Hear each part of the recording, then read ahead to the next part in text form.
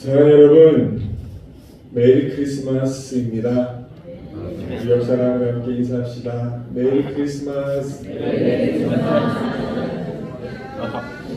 한 해 중에 가장 따뜻한 인사를 나누는 계절, 성탄의 계절이 돌아왔습니다. 거리를 보면 화려한 조명, 또 신나는 캐럴, 밤거리를 비추고 들리고 합니다. 성탄절 크리스마스가 되면 사람들은 서로 선물을 주고받으면서 말합니다. 아, 행복하다. 아, 기쁘다. 참 연말 분위기가 따뜻하다. 이렇게 얘기를 합니다.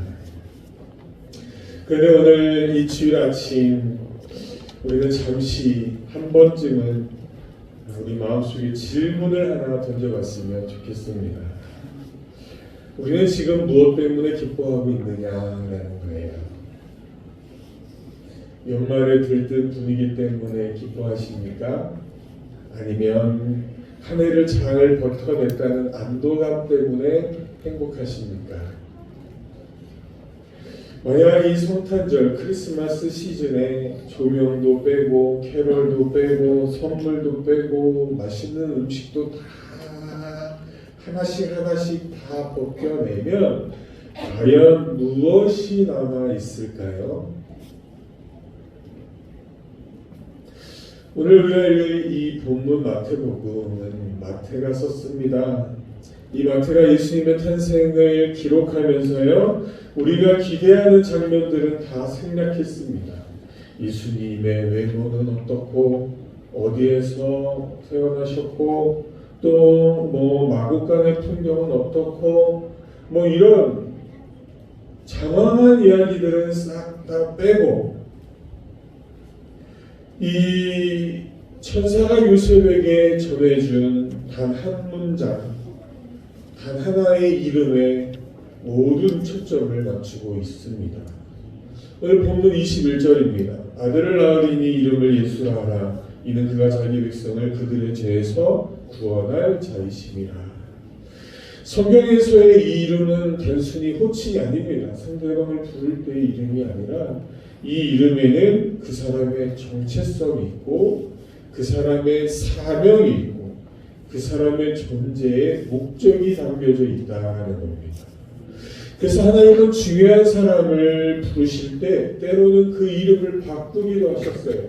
아브람, 이 아브라함을 중요한 인물로 세우려고 아브라함으로 바꾸셨고, 이 야곱을 이스라엘로 바꾸셨어요.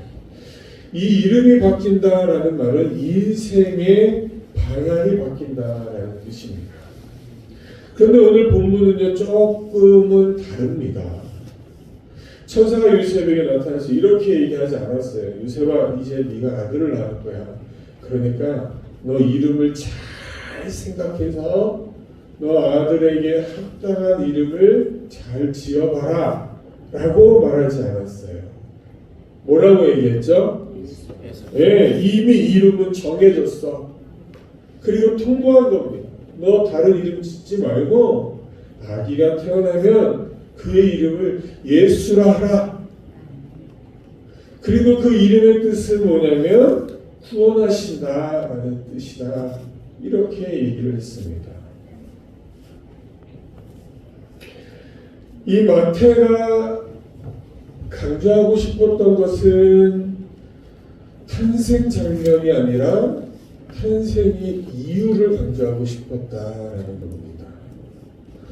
하나님은 이 아기의 이름을 통해서 그분이 왜 오셨는지를 우리에게 먼저 밝혀주고 있는 겁니다.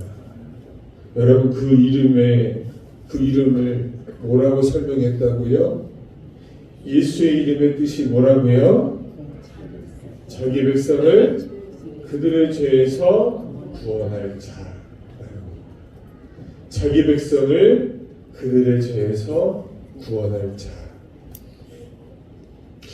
당시 유대인들이 기다렸던 구원은 무엇이었을까요? 그들이 바랐던 메시아는 어떤 분이었을까요? 이 유대인들이 기다렸던 메시아는요, 로마의 압제로부터 무너뜨릴 정치적 구원자를 기다렸습니다.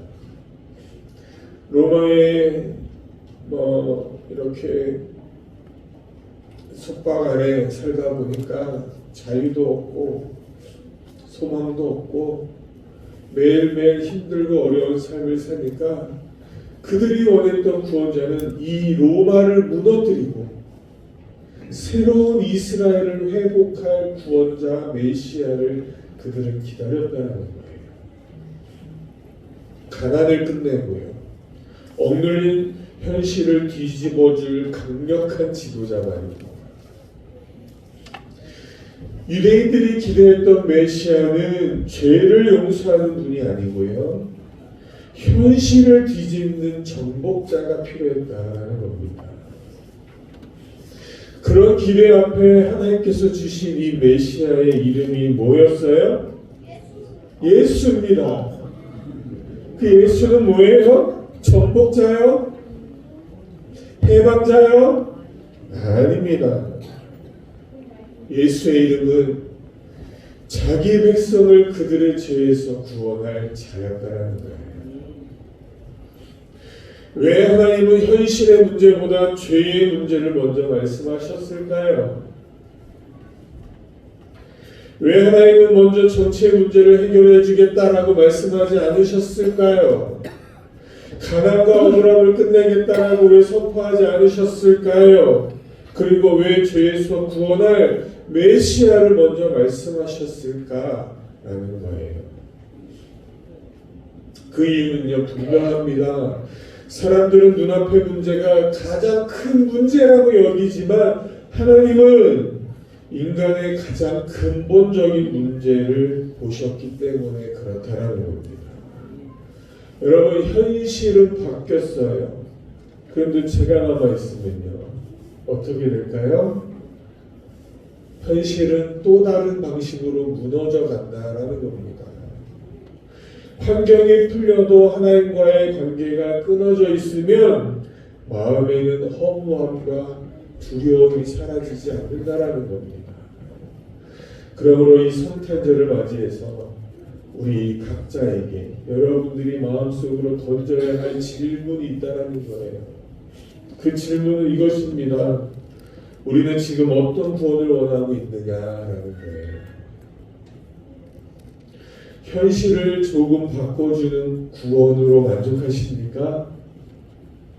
나는 예수님은 지금 내가 당하고 있는 문제만 해결해 주면 되는 분, 그 정도로 원하고 계세요?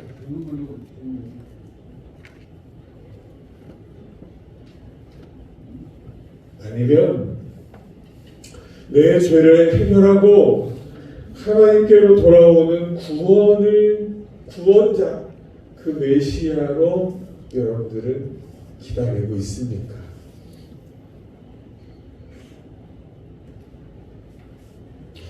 예수님은요, 우리의 가난을 없애주려고 오신 분이 아닙니다. 아무도 아멘 안 하시네요. 예수님은요, 병을 없애기 위해서 오신 분도 아니에요. 예수님은요, 정치적 억압, 정치적 문제를 해결해 주려고 이 땅에 오신 분이 아니에요. 그러니까 예수님 믿는 사람들이 정치적인 문제를 해결하려고 정치로 나가면 안 돼요. 물론 주님은 그런 일들도 하셨습니다. 그러나 그것은 목적이 아니라 결과일 뿐이지 그거 하려고 오신 분이 아니에요. 그러니까 그리스도인들은 정치하지 마세요. 단지 나라를 위해서 기도할 뿐이지, 하나님을 잘 섬기도록 기도할 뿐이지, 목사님들이 그런 일을 하면 안 됩니다. 목사님들은 구원하는 일에, 복음 전하는 일에, 할렐루야. 네, 이게 참 중요한 겁니다. 예수님이 오신 단 하나의 이유는요, 가난을 없애려고, 질병을 없애려고, 정치를 해결해서 모두가 다 행복하게 잘 살아보기 위해서 이 땅에 오신 것이 아니라 죄의 문제를 해결하기 위해서 오신 줄로 믿으시기를 주님의 이름으로 축원합니다. 왜 그럴까요? 죄는요, 단순히 잘못된 행동이 아니에요. 죄는 하나님과의 관계가 끊어져 버린 것이 죄입니다. 이 하나님과의 관계가 끊어진 것 때문에 우리 안에 죽음이 들어왔고요, 고통이 시작되었고요, 문제가 찾아왔고요, 우리 인생은 허무해지게 되었다는 것입니다. 근데 사람들이 이렇게 말해요. 나는 그렇게 큰 죄인은 아니야. 나는 조금 부족할 뿐이야. 그러니까 예수님이 원하는 그런 구원까지는 필요 없어. 나 그래도 착하게 살았단 말이야.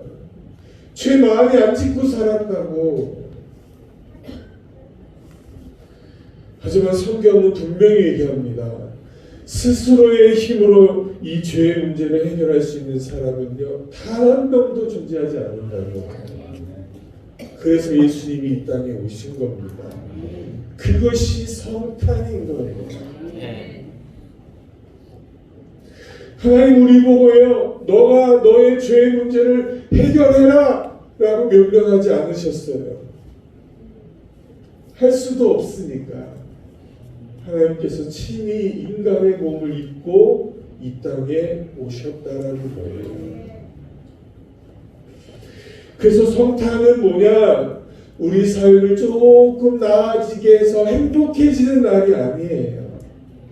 내 안에 있는 질병을 고쳐서 내 마음의 평안과 행복이 넘치는 날이 아니에요.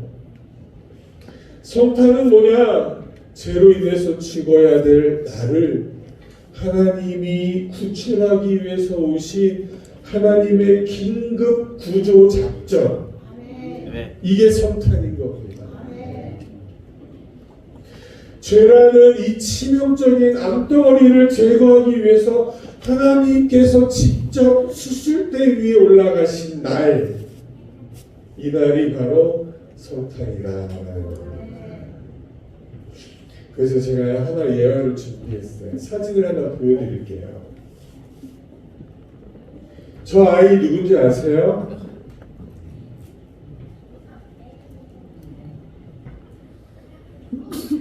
잘 모르세요? 저 아이는요, 작년도 2024년도에 많은 사람들의 마음을 울린 아이입니다. 저 아이의 이름은 이예랑이에요. 강예랑이 아니고 이예랑입니다. 저 예랑이는 엄마 뱃속에서 25주 만에 태어났습니다. 태어날 때 몸무게는 260g이었고요. 어른 손보다 작은 크기로 태어났습니다. 그래서 의료진이 얘기했어요. 260g으로 태어난 아이가 살아날 수 있는 생존율은 0.1%다. 산다는 이야기예요? 살지 못한다는 이야기예요? 살지 못한다는 이야기입니다. 태어나자마자 예랑이는 스스로 숨을 쉴 수가 없습니다. 그래서 저렇게 인공호흡기를 달고 기계에 의지해서 겨우 숨을 쉬어야 했습니다. 심장이 멈출 때도 있었어요. 그때마다 약을 투여해서 심장을 뛰게 했습니다. 산소를 넣고 수혈을 하고 영양을 공급하면서 하루하루 의료진들이 오늘을 넘길 수 있을까 물어보면서 하루하루 살게 된 겁니다. 생후 한 달이 되기 전에 또 한 번의 고비가 왔는데, 그 고비가 뭐냐면 폐변이 장을 막아버린 겁니다. 먹으면 똥을 잘 싸야 합니다. 죄송합니다. 똥이라고 얘기해서 우리 아이들이 쉽게 이해해야 되니까. 잘 먹고 잘 싸야 먹는 아이들, 너무 조금해서 이 똥이 안 나오는 거예요. 수술도 할 수 없고, 그래서 의료진이 매일 조그만 정말 미세한 관을 넣어서 조금씩 막힌 것을 빼내는 겁니다. 그 관 끝에 어떤 마음을 담아서 뺐을까요? 제발 살아난다라는 마음을 가지고 얼마나 노력을 했겠습니까? 엄마는 매일 이 인큐베이터 앞에 서서 기도했습니다. 유리문 너머로 보이는 이 예랑이의 손을 볼 때마다 하나님 앞에 기도했어요. 너는 혼자가 아니야. 엄마도 있고 하나님도 있어. 우리가 너를 기다리고 있어. 힘내라, 딸아. 이렇게 기도했답니다. 간호사들은 24시간 교대로 이 인큐베이터의 온도와 습도를 조절하고 감염을 막기 위해서 끊임없이 소독하고 단 1분 1초도 이 아이에게서 눈을 뗄 수가 없는 그런 상황이었습니다. 그러던 어느 날 이 의료진이 회복이 안 되고 해결이 안 되니까 우리 이렇게 한번 해보자 하고 내린 결론이 캥거루 케어를 해보자라는 겁니다. 여러분, 캥거루 케어가 뭔지 아세요? 캥거루가 자신을 어떻게 키우죠? 뱃속에 키우잖아요. 그래서 엄마를 넣어서 이 엄마의 품속의 아이를 한번 이렇게 안게 해보자 했습니다. 그래서 이 엄마의 맨살에 아기가 이렇게 안아서 엄마의 심장 소리도 듣게 하고 엄마의 피부도 느끼게 하고 이렇게 하는 치유를 캥거루 치유라고 합니다. 케어 치유라고 합니다. 그런데 그 순간에 엄청난 놀라운 변화가 일어난 겁니다. 엄마의 체온이 이 아기의 체온이 되고 엄마의 심장 소리가 이 아기의 심장 소리와 함께 뛰면서 이 아이가 숨을 고르게 쉬기 시작한 겁니다. 그리고 모니터에 이렇게 표시되었던 이 불안한 숫자들이 하나씩 정상 수치로 회복되게 되었습니다. 그 이후에도요, 망막 치료, 구강 재활, 근육과 신경을 살리는 재활 치료가 이어졌고 조금씩 회복이 되었습니다. 그리고 198일이 지났어요. 269g으로 태어났던 저 예랑이가 3.19kg이 되어서 엄마 품으로 안기게 되었습니다. 그래서 사람들은요, 작년에 이것을 가르쳐서 0.1%의 기적이라고 부릅니다. 그러나 이 기적의 이름은요, 저는 다른 이름이라고 생각해요. 포기하지 않는 사랑, 끝까지 붙드는 사랑이었다라고 해요. 사랑하는 여러분, 저는요, 저 뉴스를 보면서요, 감동을 참 많이 받았습니다. 여러분, 감동이 되죠? 근데 이 이야기는 감동으로만 끝나면 안 된다라는 거예요. 저는 이것을 보면서요, 저는 이렇게 생각했습니다. 저와 여러분이 마치 이 아기와 같은 영적 상태였다라고요. 우리가 살아날 수 있는 확률은 0.01%도 안 된다라는 겁니다. 다 죽어야 돼요. 저도 죽고 여러분도 죽고 결국은 멸망가나 지옥에 갈 수밖에 없는, 나의 힘으로는 도저히 살아날 수 없는 영적 존재가 저와 여러분이었다는 거예요. 하나님과 단절된 상태. 인간 스스로는 생명을 회복할 능력이 없는 존재. 내가 조금만 고치면 괜찮은 사람이겠다, 이런 사람이 아니다라는 겁니다. 그래서 주님이 우리에게 성탄의 선물을 주셨다라는 거예요. 저와 여러분들을 살려내기 위해서요. 0.01%의 기적 같은 그런 것이 아니라 100% 저와 여러분들을 살려낼 수 있는 기적을 주시고 예수님이 이 땅에 오신 날, 저와 여러분의 죄를 용서하시고 끊어졌던 하나님과의 관계를 회복시키기 위해서 오신 날, 이날이 성탄이다라는 겁니다.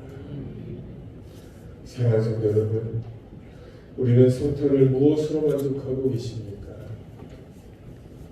분위기로 만족합니까? 선물 받아서 만족합니까? 연말을 잘 보냈다는 것으로 만족합니까? 아니면 구원자 예수님으로 만족하고 계십니까? 많은 사람들이 성탄절은 연말을 견디게 해주는 하나의 장치가 되어버렸어요. 지친 마음을 달래주는 분위기, 외로움을 덮어주는 행사, 관계를 유지하는 선물, 스스로를 유지하게 해주는 위로하는 휴식, 뭐 이런 것으로 연인들이 즐거워하는 시간. 그래서 사람들이 성탄절에 이렇게 말합니다. 올해도 참 수고했어. 이 정도면 잘 살았지. 가족이 있으니까 좋다. 주고받는 것이 있으니까 마음이 행복해진다. 오늘 제가 시계를 차고 왔거든요. 이 시계 선물 받은 거예요. 엄청 좋아요. 우리 선교사님이 선물해 주셨는데 제가 수능 시계 차고 다녔을 때 보셨죠? 지난해 수능 시계에서 업그레이드를 했습니다. 성탄 선물이거든요. 이거 받아서 행복한 성탄이냐라는 거예요. 물론 받아서 행복합니다. 이런 것이 나쁘다는 말이 아니에요. 하나님은 우리 삶에 이런 작은 기쁨도 허락해 주셨습니다. 그러나 문제는 이거예요. 이런 것들로 마음이 잠깐 좋아지고 나아지는 그 시간에 예수님이 왜 오셨는지는 점점 흐려지고 있는 것이 문제라는 거예요. 성탄절은 예수님이 나를 구원해 주러 오신 그 사실만으로 기뻐야 되는데 그것은 점점 기쁨이 작아지고 선물 갤럭시 워치 좀 받아야 할렐루야 그래야 기쁘고 아이패드 받아야 기쁘고 좋은 집, 차, 마음이 담긴 그런 선물들을 받을 때만 어떤 내 문제가 해결될 때만 그럴 때만 마음이 기쁘고 행복한 크리스마스가 된다면 그것이 문제다라는 겁니다. 그래서 성탄은요 우리의 마음을 가볍게 해주는 날 아니에요. 우리 인생의 어떤 것들을 플러스 해주는 날도 아니에요. 죄와 죽음 아래에 있던 우리를 하나님께로 다시 살려내는 날. 그러기 위해서 하나님이 이 땅에 오신 날이 성탄인 줄로 믿으시기를 주의 이름으로 축원합니다. 오늘 본 말씀 이렇게 말씀하고 있잖아요. 아들을 낳으리니 이름을 예수라 하라. 이는 그가 자기 백성을 죄에서 구원할 자이심이라. 하나님께서 죄로 단절된 우리를 살리시려고 친히 사람의 몸을 입고 내려오신 그날, 그 예수님을 마음에 영접하는 날이 진정한 성탄의 날인 줄로 믿으시기를 주의 이름으로 축원합니다. 요한일서 5장 11절 12절 말씀에 이런 말씀이 있습니다. 우리 함께 읽겠습니다. 시작. 또 증거는 이것이니 하나님이 우리에게 영생을 주신 것과 이 생명이 그의 아들 안에 있는 그것임이라. 아들이 있는 자에게는 생명이 있고 하나님의 아들이 없는 자에게는 생명이 없느니라. 아멘. 구원은요 분위기로 얻는 것이 아니에요. 예수님으로 얻는 것입니다. 구원은 선물로 얻는 것이 아니에요. 믿음으로 얻는 것입니다. 구원은 조금 더 나아진 삶이 아니라 죄에서 건진받고 하나님께로 돌아가는 것이 구원인 줄로 믿으시기를 주의 이름으로 축원합니다. 그러니까 성탄절날 우리 이렇게 물어봤으면 좋겠어요. 너 성탄절날 선물 받았어? 용돈 받았어? 뭐 때문에 행복해? 어떻게 즐겼니?가 아니라 너 안에 예수 그리스도 하나님의 아들이 있니? 왜 한 번밖에 안 해놨어요? 깜짝이야. 설날 하나님의 아들 예수 그리스도가 내 마음에 있니? 그 질문으로 서로가 행복하고 기뻐했으면 좋겠다라는 겁니다. 주님, 나는 죄인입니다. 내 힘으로 살 길이 없습니다. 그러니 예수님이 필요합니다. 예수의 이름, 자기 백성을 그들의 죄에서 구원할 자, 그 이름 안에 우리의 모든 소망이 있음을 믿으시기를 주님의 이름으로 축원합니다. 그래서요, 이번 성탄절날 우리가 주님 앞에 이렇게 고백했으면 좋겠어요. 예수님은 내 삶을 도와주는 조력자가 아니라 나를 살리신 구원자로 고백하기를 주님의 이름으로 축원합니다. 주님, 나를 도와주세요. 기도하기 전에 주님, 나를 도와내 주신 그 은혜를 믿습니다. 고백할 수 있는 저와 여러분 되시기를 다시 한번 주님의 이름으로 축원합니다. 사랑하는 성도 여러분, 예수님을 나의 구원자로 만나는 성탄, 그 성탄이 여러분 인생에서 가장 깊고 가장 감격적인 날이 되시기를 다시 한번 주님의 이름으로 축원합니다. 기도하겠습니다.